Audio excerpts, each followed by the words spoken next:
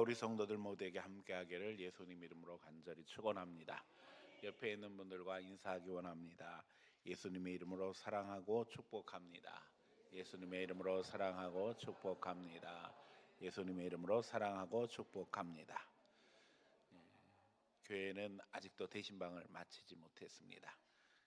우리 성도들의 사정에 맞추다 보니까 빨리 진행이 되지 못하는 부분도 있어요.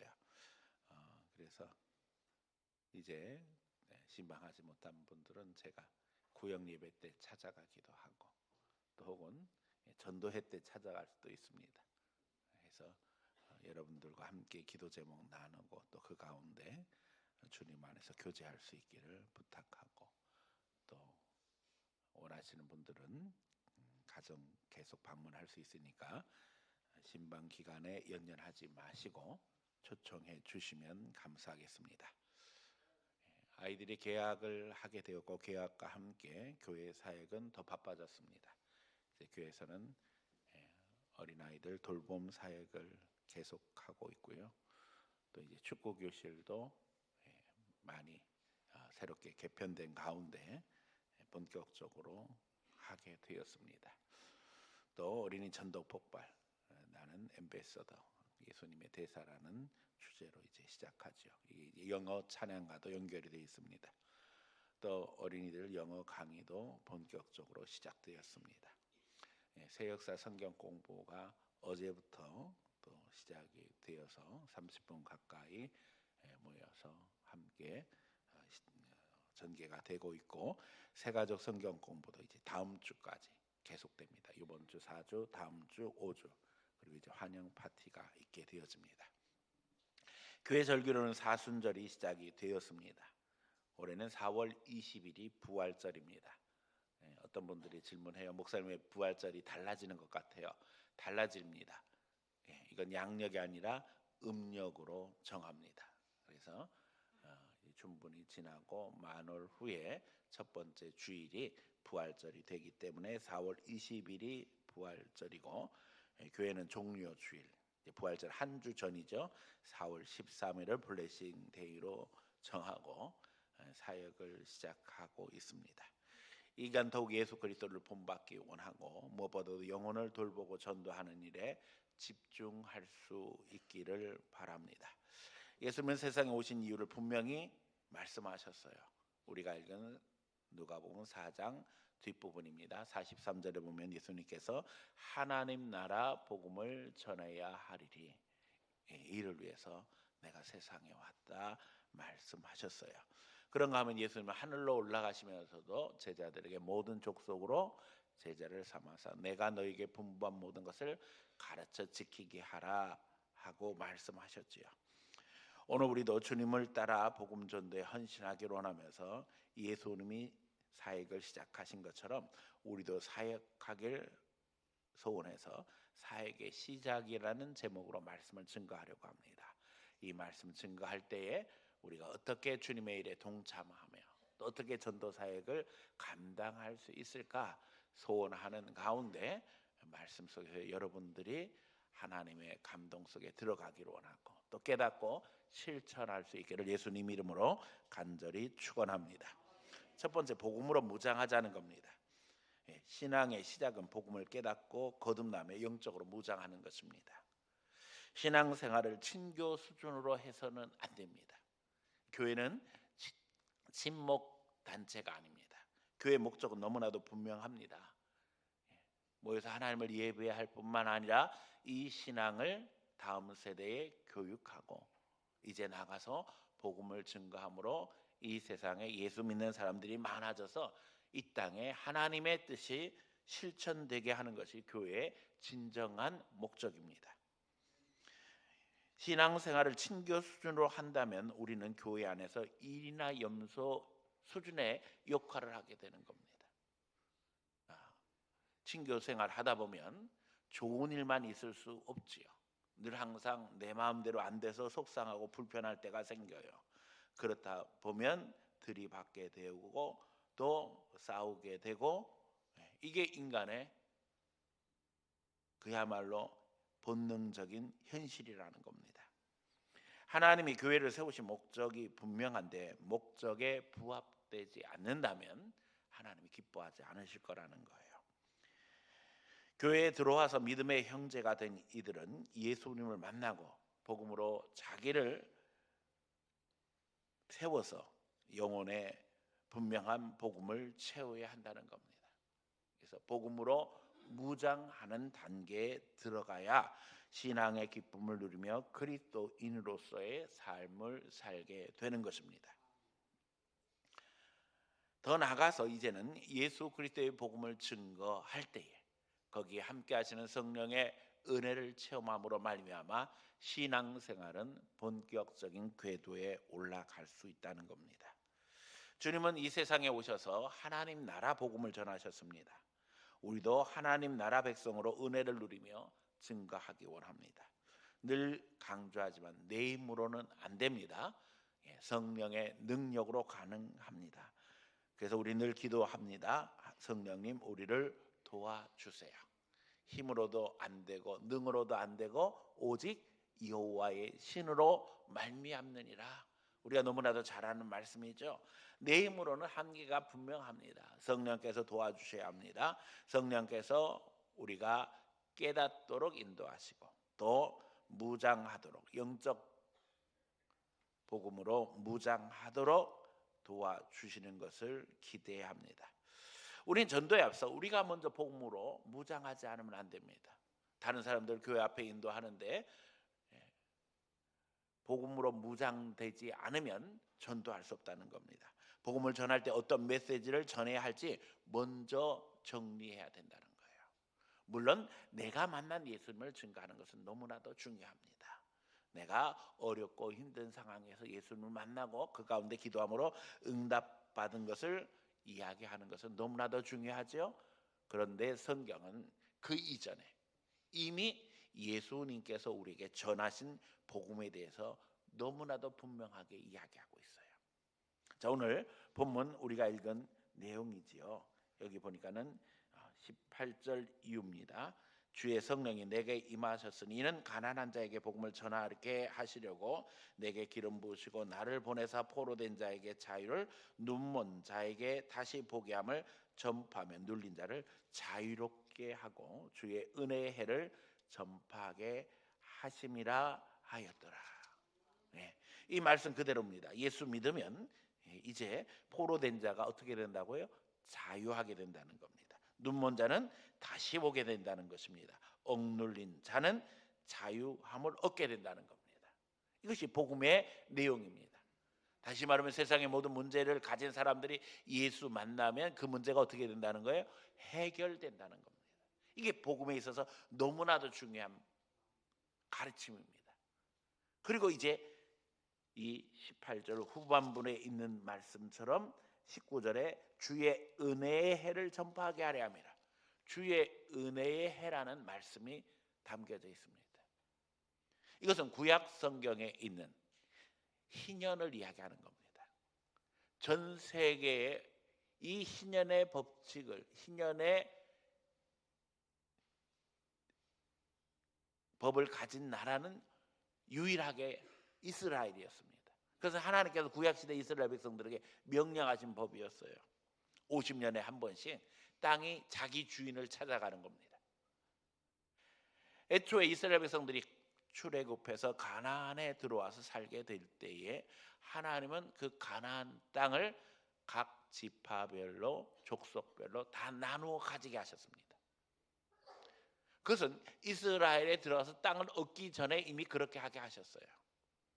그들이 땅을 얻고 난 후에 하나님께서 분명하게 말씀하시는 거예요. 이 땅은 본래 너희 땅이 아니라 누구 땅이라는 거예요? 하나님의 땅이라는 거예요. 그래서 하나님이 주신 것을 함부로 너희가 망가뜨리면 안 된다는 거예요. 그래서 그 땅을 잘 지켜야 되는데 사람들이 살다 보면 어려운 일이 생겨서 땅을 파는 일이 생길 수도 있죠. 가난해지면 땅을 돈 받고 팔 수 있다는 거예요.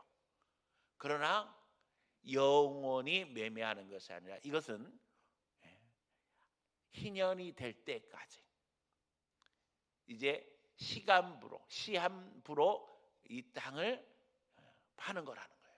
그럼 희년이 되면 어떻게 되어진다는 거예요? 이 땅이 본래 주인에게 돌아간다는 거예요. 누구나 인생을 살아가면서 위기를 만나고 어려움을 당할 수 있습니다. 그래서 돈 받고 땅을 팔 수 있어요. 그런데 언제가 되면 그 땅이 다시 돌아오게 된다고요? 희년이 되면. 네. 그래서 어렵고 힘들게 살아가는 사람마다 다 기대하는 거예요. 누구나 평생에 한 번은 희년을 만나게 되어지잖아요. 그러니까 희년이 되면 나는 어떻게 될 수 있다? 회복될 수 있다. 내 땅을 찾게 됐고 내 기업을 찾음으로 말미암아 열심히 농사지어서 거기서 열매를 거둘 수 있다는 기대를 가지고 살 수 있게 하셨다는 거예요. 이 희년은 하나님 나라의 모형입니다. 하나님 나라의 모형, 천국의 모형입니다. 그래서 하나님이 주시는 회복의 축복을 이야기했던 거예요.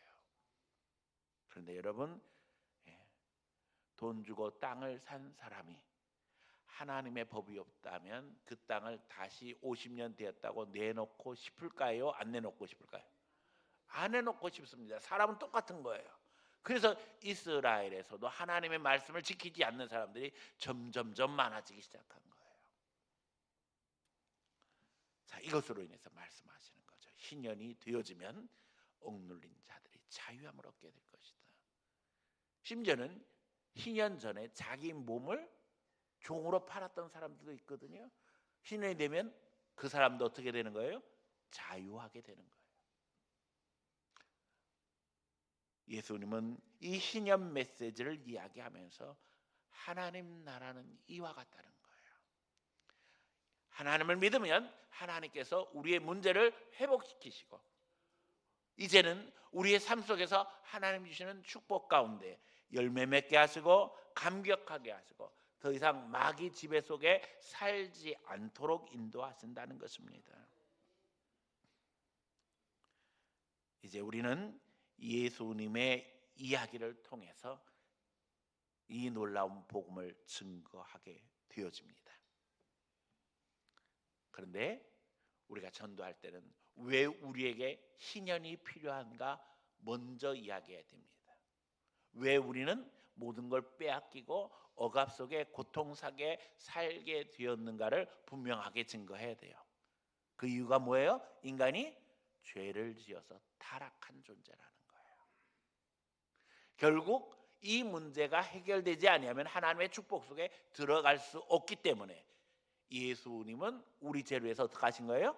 십자가에 죽으시고 다시 사신 거예요. 오늘 우리가 이것을 믿음으로 말미암아 축복의 단계로 들어가게 되는 겁니다. 그런데 그 예수님이 누구예요? 하나님의 아들이시란 말이에요.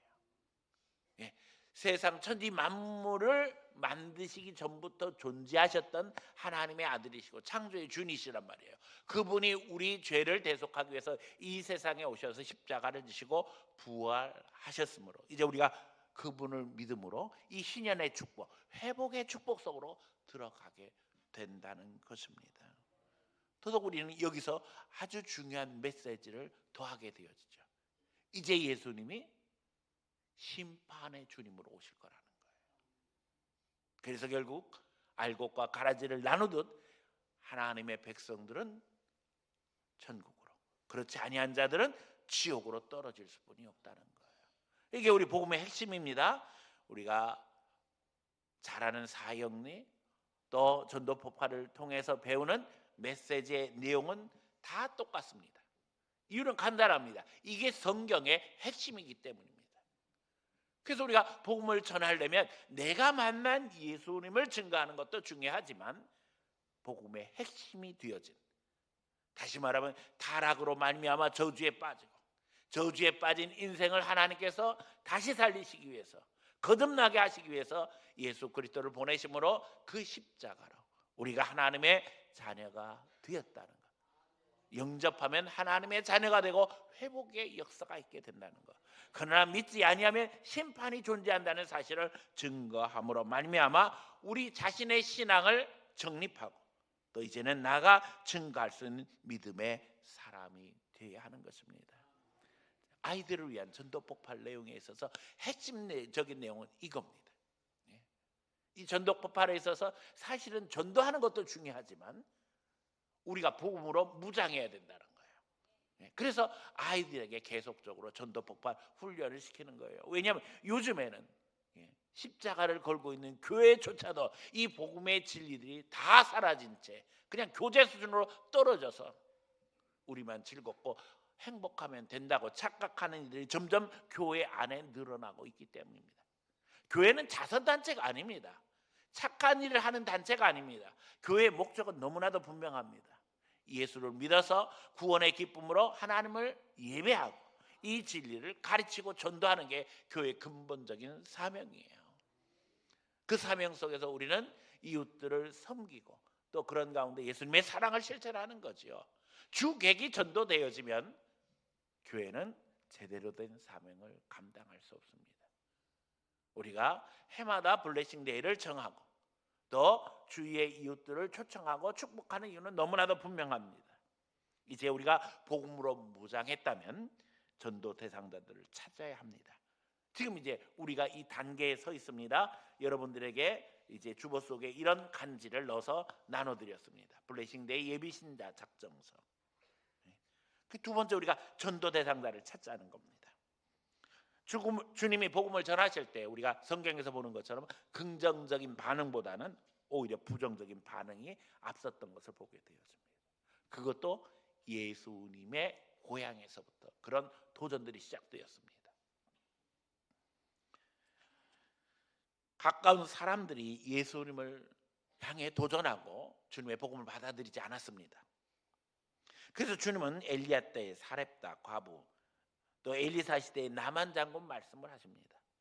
여러분 이스라엘에 과부가 없어서 하나님께서 사르밧의 사렙다 과부를 택하셨겠어요? 이스라엘에도 과부 많았단 말이에요. 또 이스라엘에 나병 환자가 없어서 아람 나라의 나만 장군을 택하셔서 치료하셨겠느냐고요. 기가 막힌 일이죠. 이스라엘에도 과부도 많았고 또 나병 환자도 많았어요.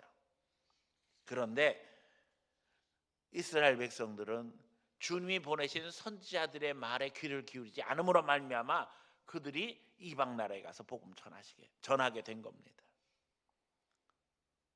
예수님이 오셔서 죄인들을 하나님 앞에 부르셔서 귀신 들린 자는 귀신 내쫓아 주시고 또 온갖 병자들을 고쳐주셨는데도 불구하고 사람들이 일어나는 기적을 보면서도 주님을 거역하고 반대하고 도전했던 것을 성경을 이야기하고 있어요. 기가 막힌 일이죠. 그리고 심지어는 예수님의 고향에서는 예수님을 더더욱 거역하면서 다른 동네에서 해봤던 기적을 우리 앞에서 해봐라 그렇게 요구하는 것을 보게 되어집니다. 그래서 예수님께서는 선지자가 자기 고향에서 대접받는 일이 없다 이야기하시면서 안타까워하시는 걸 보게 되어지죠. 대신방을 하면서 보니까 우리 성도들 가족 중에도 전도 대상자들이 너무 많습니다. 그런데 실제로 가족이 가족을 전도하는 게 쉽지 않아요. 많은 경험상 우리는 그게 더 어렵다는 걸 잘 알고 있죠. 그럼에도 불구하고 예수님이 포기하셨어요? 포기 안 하셨어요? 포기 안 하셨습니다. 우리도 포기하지 않으면 안 돼요. 내가 사랑하는 가족을 누가 전도할 수 있겠어요? 내가 해야지요. 그 사랑하는 가족이 예수님 믿지 않으면 지옥불에 떨어질 수뿐이 없는데 우리가 하나님 앞에 영혼을 사랑하는 간절함을 가지고 기도하며 그 영혼들을 주님 앞에 인도해야 될 줄로 믿습니다. 더 나아가서 예수님이 하신 것처럼 소외된 영혼들을 찾아 나서야 됩니다. 예수님은 죄인의 친구가 되셨어요. 그래서 세리와 창녀를 찾아가셨습니다. 사마리아에도 찾아가셨습니다. 지금 우리 주위에는 쉬고 있는 영혼들이 너무나도 많이 있습니다. 코로나를 통해서 많은 사람들이 교회를 떠나게 되었습니다. 우리는 찾아야 합니다. 그리고 전도해야만 합니다. 교회로 초청해서 그들을 정상 신앙 생활할 수 있도록 도와주어야 합니다. 주님은 약한 자를 들어서 강한 자를 부끄럽게 하시는 하나님입니다. 나는 안 될 것이라고 생각하지 마시기 바랍니다. 하나님이 내가 약할 때 나를 통해서 하나님의 능력으로 역사하기를 오늘도 원하고 계십니다. 여러분 이름 젓는 것부터 중요합니다. 나와 믿는 사람들 중에 예수 안 믿는 사람들을 생각하면서 여기다 이름을 쓰세요. 또 내가 아는 사람들 중에 특별히 믿고 있다가 쉬고 있는 사람들의 이름을 쓰세요. 이름을 쓰고 기도하는 것은 너무나도 중요합니다. 더더욱 예수를 한 번도 안 믿어본 사람, 교회 한 번도 안 와본 사람의 이름을 쓰는 것은 너무나도 중요합니다. 우리는 생각하기에 저 사람은 절대 예수 안 믿을 거야 라고 생각하는 그 사람이 우리 전도 대상자가 되어야 돼요. 왜냐하면요, 이건 영적 전쟁입니다. 그런 사람들의 경우에는 한 번도 그 사람을 위해서, 그 사람의 전도를 위해서 기도해 보지 않았을 가능성이 매우 큽니다. 아무도 기도하지 않은 거예요. 저 사람은 예수 믿을 가능성이 없다고 생각한 거예요. 그러나 여러분, 그 중에도 하나님의 택한 백성은 있습니다. 이름을 쓰고 기도하면 그때부터 누가 일하셔요? 하나님의 성령께서 일하십니다. 우리가 소명을 이야기할 때, 하나님의 부르심을 이야기할 때 두 개의 소명을 이야기합니다. 내적 소명, 외적 소명입니다. 다시 말하면 우리가 이제 그들 앞에서 초청하는 것을 외적 소명이라고 이야기합니다. 그런데 그때에 성령께서 그 사람 마음에 들어가서 부르신다는 거예요. 그게 내적 소명입니다. 이 두 가지가 동시에 이루어져야 합니다. 우리가 하나님의 이름으로 불신자들을 초청하게 되어질 때 성령께서 그 마음을 만져주시고 또 그 영혼을 불러주시기를 우리가 주님 앞에 기도하고 그들을 하나님 앞에 인도해야 할 것입니다. 이름 쓰고 기도하는 것은 너무나도 중요합니다. 그 영혼들을 위해서 기도하며 도전할 수 있기를 축복합니다. 이름 적고 기도할 때에 여러분, 제가 늘 강조하는 것이 있습니다. 뭘 얻어오라고 그러죠? 기도 제목을 얻어오라는 거예요. 여러분들이 이름을 적고 전도 대상자를 정한 뒤에는 기도할 뿐만 아니라 그 사람들의 기도 제목을 얻어오라는 거예요. 자, 기도 제목을 얻어오면 어떻게 해야 되겠어요? 기도해야죠. 하나님 역사해 주세요. 이 사람들이 이런 소원이 있어서 기도 제목을 주었습니다. 이제 이러면 우리는 하나님 앞에 제사장으로 서는 거예요. 그 사람들을 축복하며 기도할 때 하나님의 능력이 나타나게 되는 겁니다. 자, 그리고 제가 그 다음 단계 어떻게 하라고 그랬죠? 가서 물어보라고 그랬어요. 그 사람들에게 물어보면 그 사람들이 반응하게 될 겁니다. 어떤 사람은 진짜 변화가 있었던 것 같아, 기도해줘서 고마워요 라고 이야기하는 사람도 있을 거예요. 하지만 아무 변화가 없었어요. 그 사람이 기도로 말미암아 변화가 있었던 변화가 없었던 그건 중요한 게 아닙니다. 중요한 건 뭐라고요? 내가 기도한 게 중요한 거예요. 그리고 이제 그 사람들에게 이야기해야 됩니다. 변화가 있었다고 이야기하는 사람에게는 뭐라고 이야기해야 되겠어요? 하나님이 역사하신 거야. 그러니까 이제는 나와서 같이 기도하면 하나님이 더 큰 역사로 응답하실 거라고 초청하면 됩니다. 그런데 아무 변화가 없었다고 이야기하는 사람에게는 어떻게 하면 된다고요? 내가 열심히 기도했는데 변화가 없었다면 본인이 직접 나와서 하나님 앞에 기도해야 된다고 초청하면 됩니다. 네.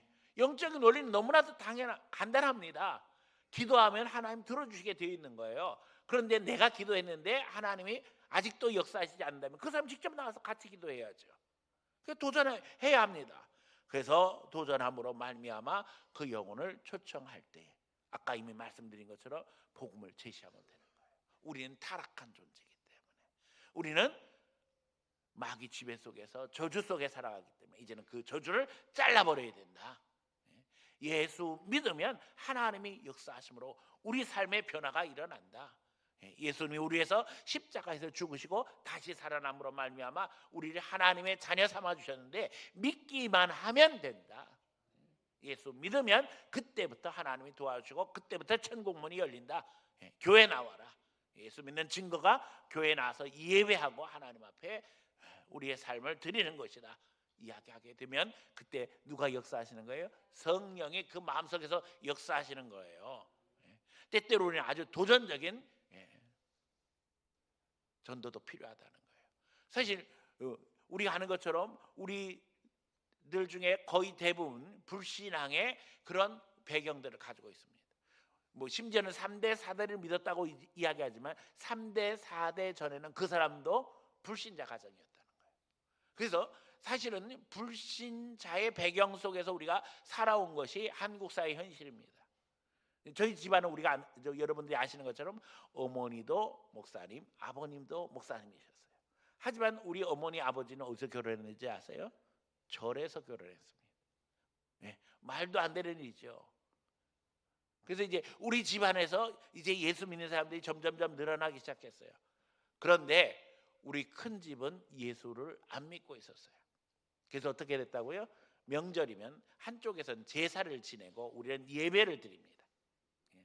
대청마루에서는 제사를 지내고 안방에서는 예배를 드리게 되어지는데, 이제 우리 아버지가 목사님이시니까 예수 믿는 사람 다 모여라. 그럼 이제 우리 예수 믿는 사람은 다 모입니다. 그런데 우리 큰아버지 큰어머니는 이 제사를 너무 중요하게 생각하기 때문에 대청마루에다 이제 안 믿는 가족들을 모아놓고 제사를 지냅니다. 이게 여러 해 동안 계속되었어요. 그런데 이제 제사가 끝나고 나면 여러분 아시죠? 음복이라고 해서 술을 마시잖아요. 이렇게 우리 큰어머니가 한 잔 들어가시더니 갑자기 대성통곡을 하시는 거예요. 너무나도 인생이 힘들다는 거예요. 그러면서 이제 살아온 그 한을 다 쏟아 부으시는 거예요. 우리는 예배드리고 기쁘고 즐겁고 행복한데 명절에 이제 우리 큰어머니가 막 울기 시작하는 거예요. 그때 이제 우리 큰아버지가 너무 많이 편찮으셨어요. 우리 어머니가 다 듣고 난 후에 이렇게 이야기하셨어요. 우리 집안이 대대로 귀신을 섬겼습니다. 그런데 우리도 예수 믿고 작은 집도 예수 믿고 그 귀신이 다 어디로 가겠어요? 네. 아주버님 편찮은 게 문제가 아닙니다. 나이가 드셨으니까 편찮을 때가 되셨어요. 그러나 중요한 것은 애들입니다. 이 애들 어떻게 하시려고 그러냐고. 네. 우리 큰어머니가 정신이 버떡 드셨어요. 그날 밤에 한숨도 못 주무시고 그 새벽에 바로 교회 나가셨어요. 네, 그래서 지금 교회 권사님이 되셨어요. 이게 영적인 도전인 겁니다. 우리가 도전해야 됩니다. 예수 믿지 아니하면 마귀 지배 속에 살 수 없어요. 제가 늘 이야기하지만 영적으로 중립지대는 있다 없다? 없습니다. 성령으로 우리를 채우지 아니하면 악령이 우리에게 들어와서 우리를 농락하는 거예요. 제가 이야기하잖아요. 마귀도 착한 사람 좋아해요. 왜요? 말 잘 듣거든요. 착하게 사는 게 중요한 게 아니라니까요. 성령 충만해야 합니다. 그러므로 여러분들이 영혼을 위해 기도하고 그 이름을 적고 이제는 기도하는 가운데 기도 제목을 얻고 그 영혼에게 기도에 도전을 하며 하나님 앞에 불러서 믿음의 사람으로 세울 수 있는 능력 있는 전도자들이 다 되어지기를 예수님 이름으로 축원합니다. 세 번째는 핍박을 두려워하지 말자는 겁니다. 주님의 말씀에 사람들은 예수님을 동네 밖으로 쫓아내며 낭떠러지까지 끌고 가서 밀쳐 떨어뜨리려 했다고 성경은 기록하고 있습니다. 이게 말이나 됩니까? 귀신 들린 자를 귀신을 내쫓음으로 말미암아 자유하게 해주시고 병든 자를 치료하심으로 말미암아 건강하게 만들어 주셨는데 사람들은 예수님을 낭떠러지로 끌고 가서 밀어 내치려고 했다는 거예요. 물론 은혜 받고 마음을 여는 이들도 있었습니다. 그러나 우리가 성경을 잘 읽어보면 반대자들이 더 많았다는 거예요. 그런데 여기서 중요한 것은 예수님은 개의치 않으셨다는 거예요. 그냥 하실 일만 하시는 것을 보게 되어집니다. 주님의 일에 방해는 늘 있습니다. 심지어는 교회 안에서도 있습니다. 우리가 조금 열심히 내려고 하면 어떤 사람들은 이야기합니다. 대충 해. 그렇게 열심히 안 해도 돼.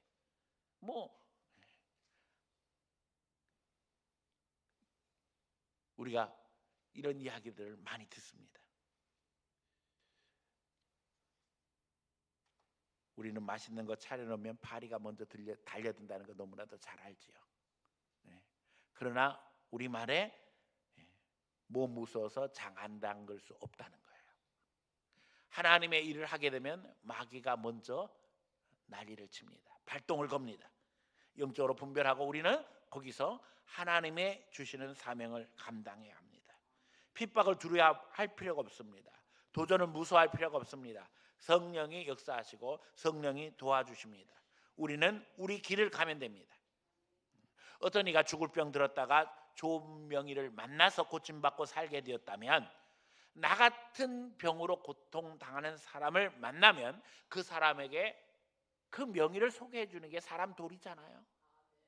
나는 고침받았으니까 괜찮아, 당신은 그냥 죽어, 이렇게 말하면 사람도 아닌 거죠. 우리가 예수 믿고 달라졌기 때문에, 우리 인생이 변화됐기 때문에 우리가 복음을 전하는 것은 너무나도 당연한 것이고 사람 도리입니다. 주님의 은혜를 체험하며 세상을 보는 눈이 달라졌고, 주님 안에서 평안을 누리게 되었고, 기도하면 하나님이 역사하시는 것을 우리가 깨달아 알았기 때문에 전하면 되는 겁니다. 하지만 우리를 오해하며 도전하며 방해하는 마귀 역사가 늘 있다는 겁니다. 예수님은 이미 이 일을 겪으셨기 때문에 너무나도 잘 알고 계셔요. 그래서 우리가 기도할 때에 우리가 이런 방해 속에 있음을 하나님 앞에 아뢰고 예수님께서 도와주시기를 간구한다면 성령은 강력하게 역사하신다는 거예요. 주님은 우리에게 이미 약속하셨어요. 저희가 너를 핍박하는 게 아니다, 나를 핍박하는 것이다. 여러분, 우리가 아는 것처럼 담에서 향해서 가는 바울이 예수님 만나게 되어진데, 바울이 예수님을 만남으로 말미암아 큰 빛을 보게 되었고, 그가 이제 땅에 엎드려서 소리칩니다. 누구시니 오니까, 도대체 누군데 나를 지금 찾아와서 나를 힘들게 합니까? 그랬더니 예수님이 그때 뭐라고 하셨어요? 나는 네가 핍박하는 예수다. 여러분, 바울은요 예수님을 직접적으로 핍박한 적이 한 번도 없었어요. 누구를 핍박했어요? 교인들을 핍박했어요. 예수 믿는 사람들을 핍박했어요. 그런데 예수 믿는 사람들을 핍박할 때 예수님은 그 핍박이 누구의 핍박이라고 말씀하셔요? 예수님을 핍박했다는 이야기를 하시는 거예요. 그러니까 우리가 복음 전할 때 핍박받을 수 있습니다. 그러나 그 핍박 중에 누가 함께 하시는 거예요? 예수님이 함께 하시는 거예요. 그렇기 때문에 예수님이 도와주십니다. 예수님이 능력으로 역사하십니다. 지난 금요일 우리가 요한계시록 말씀으로 은혜 받았습니다. 요한계시록의 가장 중요한 뼈대에 대해서 제가 설명합니다. 7인, 그 다음에 7 나팔, 7 대접. 많은 사람들이 이거에 주목합니다. 그런데 저는 늘 강조하죠. 이게 뼈대지만 이거보다 더 중요한 게 있다. 그 가운데 중간중간에 있는 하나님의 백성들이 어떻게 살아야 되느냐, 우리 삶에 대한 이야기가 나옵니다. 우리가 어떻게 사명을 감당해야 되느냐, 말씀을 읽고 전하며 하나님 앞에 기도하고 찬송하고 헌신하는 거예요.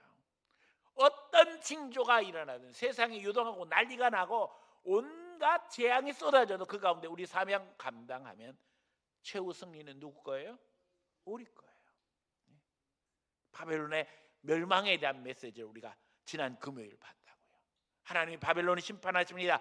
바벨론은 세상 나라를 상징해요. 세상 나라는 처음부터 불의가 가득해요.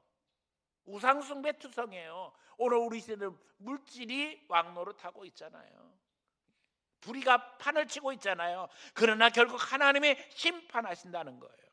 하나님의 백성들이 온갖 핍박을 이기고 사명을 감당했기 때문에 주님은 분명하게 이야기하시는 거예요. 너희를 위해서 바벨론을 멸망시킨다.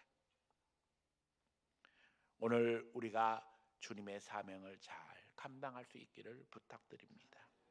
마음의 전도 대상자, 예비 신자를 정하고 먼저 기도하기 원합니다. 그래서 예비 신자 작정서가 지난주부터 들어간 겁니다. 여기에 여러분들이 알고 있는 사람들, 불신자의 이름을 써주시기 바랍니다. 12명의 이름을 쓰게 되어 있죠. 12명을 다 채우면 좋겠습니다. 그러나 12명의 사람을 채울 수 없다면 몇 명이라도 채워서 기도하기 원합니다. 그럼 누가 역사하시는 거예요? 하나님이 역사하신다는 거예요. 그리고 이제 그 사람에게 복음을 전하고 또 기도 제목을 얻고, 그런 가운데 하나님의 역사를 기대하자는 것입니다. 주님은 주님의 일을 감당하는 이들의 삶을 책임져 주십니다. 성경은 분명하게 이야기합니다. 군사로 나가는 자가 먹을 거 입을 거 들고 나가는 적은 없다는 거예요. 군사로 나가는 자는 그를 군사로 소집한 자가 먹여주고 입혀주게 되어 있다는 거예요. 우리가 주님의 군대가 되어져서 주님의 명령에 순종하며 주님의 일을 감당하게 된다면 우리의 모든 것을 누가 책임져 주신다는 거예요? 하나님이 책임져 주신다는 겁니다. 오늘도 우리는 주님이 우리의 삶을 책임져 주시기를 기도하고 있어요. 그렇다면 주님이 우리에게 원하시는 것이 무엇인가를 잘 기억하는 가운데 예수님이 한 영혼 한 영혼 죽어가는 영혼들에게 관심을 가졌던 것처럼 우리 주위의 불신 영혼들을 기억함으로 말미암아 그 영혼을 품고 기도하고 영적으로 도전하는 가운데 한 생명 한 생명 주님 앞에 세워나갈 수 있는 귀한 성도들이 다 되어지기를 예수님 이름으로 간절히 축원합니다.